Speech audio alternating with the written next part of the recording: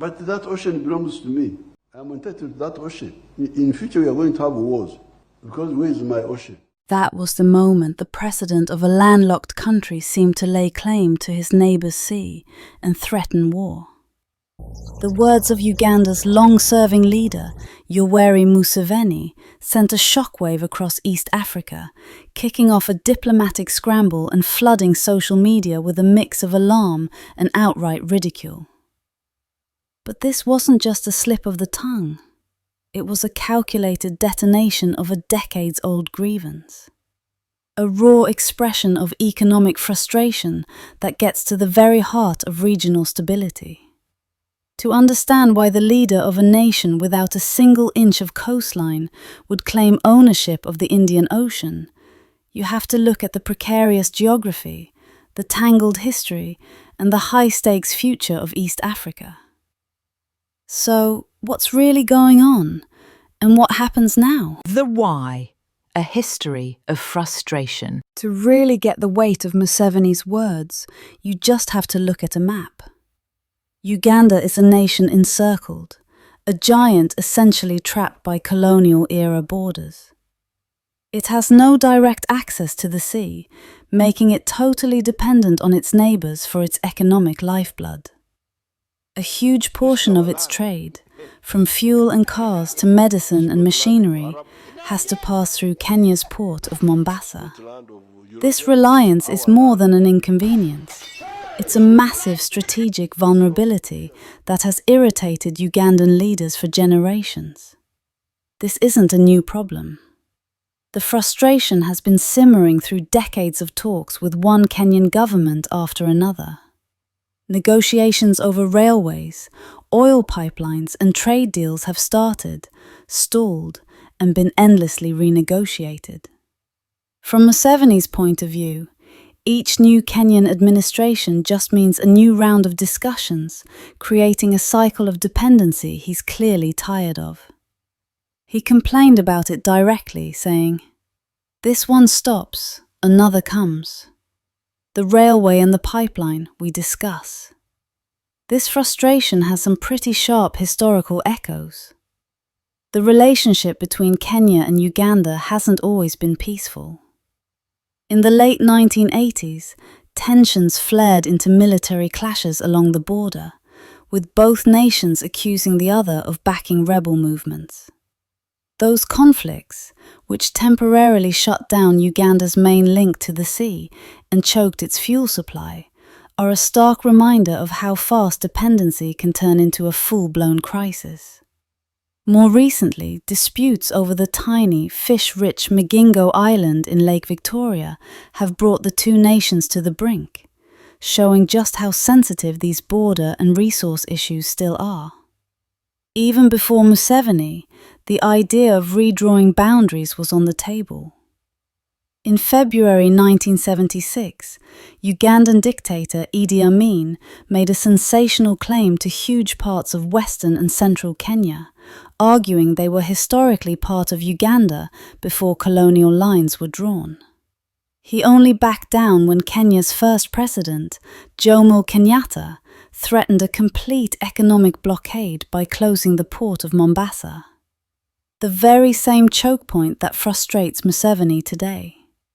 To make his point easier for everyone to understand, Museveni has repeatedly used a simple, powerful analogy: the block of flats.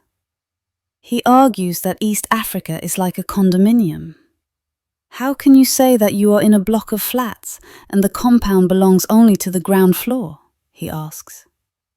In his view, coastal nations like Kenya and Tanzania are the ground floor tenants, while landlocked countries like Uganda are on the top floor. The ocean, he insists, is the shared compound, and it's madness to suggest that only those on the ground floor have a right to it. This analogy, while legally shaky, powerfully frames his argument not as a grab for territory, but as a quest for fairness in a shared home. The how. The diplomatic dance and public firestorm. Museveni's explosive remarks landed like a boulder in the normally calm waters of East African diplomacy. The reaction was immediate and came on multiple levels. A fascinating mix of high-stakes political maneuvering and widespread public mockery. On social media, Kenyans hit back with a tidal wave of satire. Memes showing Museveni in swimming trunks searching for his missing ocean went viral. Prominent figures jumped in. Hotelier Mohamed Hersi pointedly asked if Kenya, which holds only about 6% of Lake Victoria compared to Uganda's 45% and Tanzania's 49%, could use the same block of flats logic to claim a bigger piece of the lake. This humorous pushback helped to publicly undermine the claim, painting it as absurd. Behind the scenes, though, the mood was much more serious. Kenyan officials, knowing how delicate the economic and security partnership is, moved quickly to de-escalate. The official response was a masterclass in diplomatic understatement.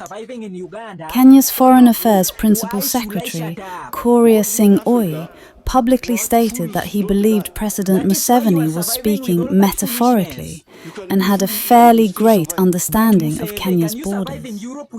This was followed by a more direct, high-level intervention.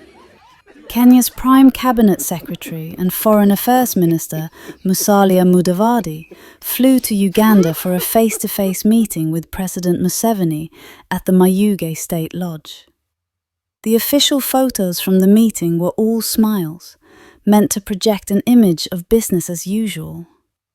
Mudavadi later assured the public that Kenya has an obligation under international law to help landlocked nations and would continue to do so. Soon after, Kenyan President William Ruto, speaking right next to Museveni in Uganda, blamed the media for twisting the remarks and creating negative buzz, stating firmly, "Uganda and Kenya are brothers and sisters, and we do not have time for negative engagement." Even as politicians work to smooth things over, the incident put the entire East African Community, EAC, in a tight spot. The bloc, which is supposed to be moving toward deeper integration, was left watching as two of its most important members had a public spat over the basic principle of sovereignty. The EAC Secretariat stayed silent, showing how tough it is for regional bodies to deal with the nationalist talk of a powerful member state. Meanwhile, Uganda followed up its president's words with action, but not the military kind. A high-level trade delegation was sent to Kenya to study its special economic zones, a move that seemed to say that despite the fiery words, the economic relationship was just too important to risk. The what if, analysing the threat. 3. The what if, analysing the threat. So, was this a real threat of war, or was it something else? The answer is complicated. Museveni's statement was both a raw outburst of a deeply held frustration and a clever political move.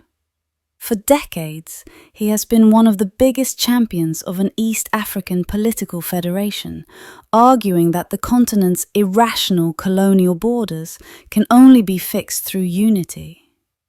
After the controversy blew up, he clarified that his comments were about strategic security, pointing out that even within the EAC, there's no joint defense planning.